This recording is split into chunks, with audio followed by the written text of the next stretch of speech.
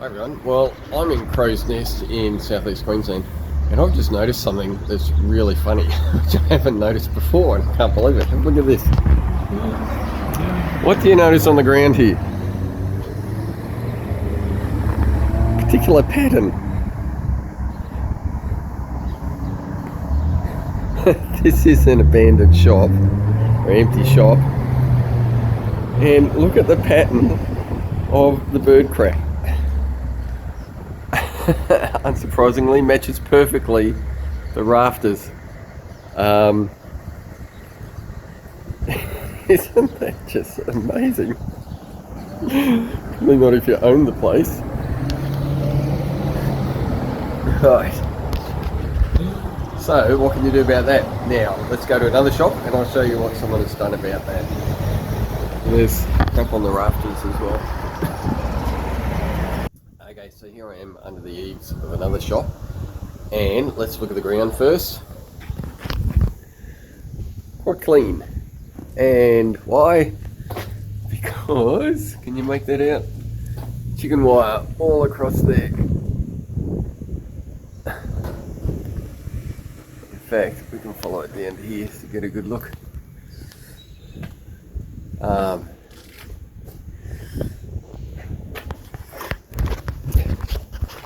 Now, no doubt that other shop back down there is just like that because the shop's empty at the moment, no one's looking after it. And you know, that's funny seeing it in a grid pattern. It's not really a laughing matter because there's a huge hygiene issue, of course. And it probably should get cleaned up anyway, as it is, even though the shop's not in use. But birds that like to nest under rock ledges or roost as well, like welcome swallows, or rock doves, which of course rock doves are introduced to Australia. Welcome swallows are native, and I know it's welcome swallows that have been the problem here because, in fact, I'll just finish this with a clip of a welcome swallow I filmed just on the gutter here. But we create spots for them with these eaves and verandas. They don't know any better, so that's where they roost. So it's good to take preventative measures like this netting rather than, you know, try and get rid of the birds altogether. So anyway, even though there is a humorous side to it, it's not actually good. And here's a clip of a welcome swallow which I filmed just over the gutter here.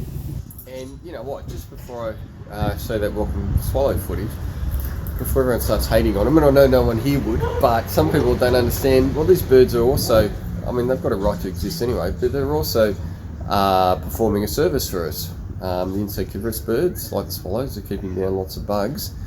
And I mean, ibis, a lot of people hate ibis, but it's not the ibis's fault. And you look at what a service they do cleaning up crap that people leave around, it's actually quite good. But you know, intense populations of birds in confined areas, it does create a hygiene issue, so it's up to us to manage that because we create the environments which allow them to do it.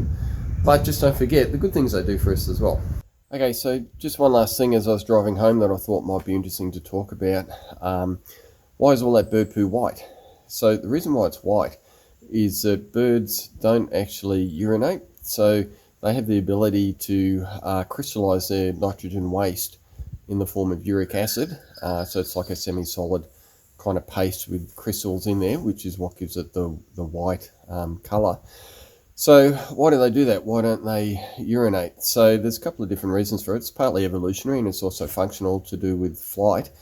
So by being able to expel the waste this way, it means that they don't need to carry as much water, and so they can expel as much nitrogen. So this is in rough figures, a bird as opposed to a mammal typically can use about 1/40th the amount of liquid in order to expel the same amount of nitrogen as a mammal would. And the advantage of that is, well, the water, if it had to carry that, then that's extra weight, which makes it hard for flying. So there's a payoff that way.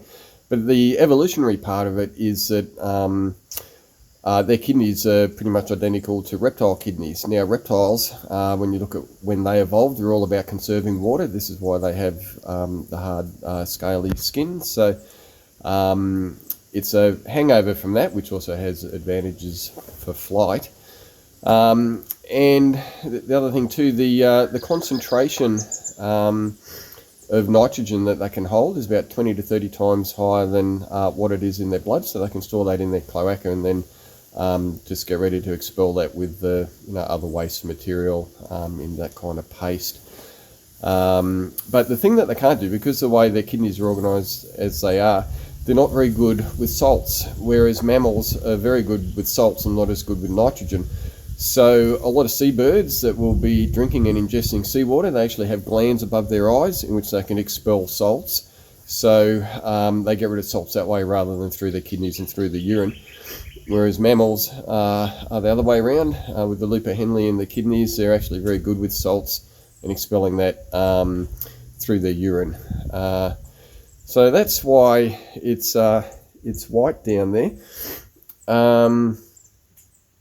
And there was something else interesting I was going to say as well.